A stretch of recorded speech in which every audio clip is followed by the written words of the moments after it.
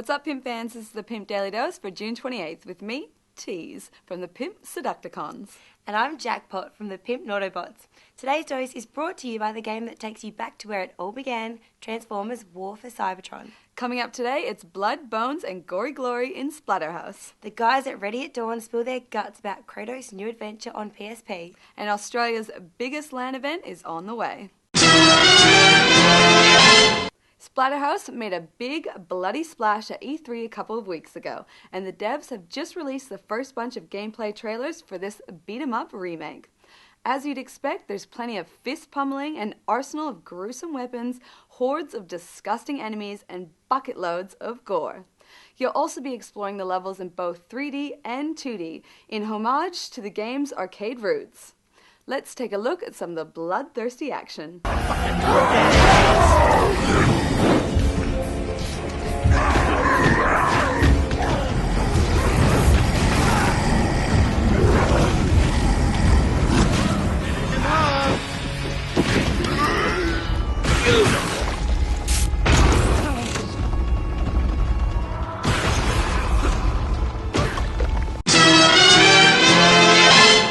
Still hankering for more gore?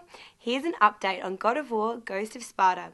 In an interview with the Australian PlayStation website, developer Mike Deneen revealed a bit more about the game's story, weapons and characters. The first boss battle will be against a massive tentacle sea monster that's straight out of Greek mythology. There are new weapons and magic too, like the electrical Eye of Atlantis, Spear and Shield, and Hyperion Charge move, which lets you get on your enemy's back and ride them around. And if you like Chains of Olympus, you'll love Ghost of Sparta.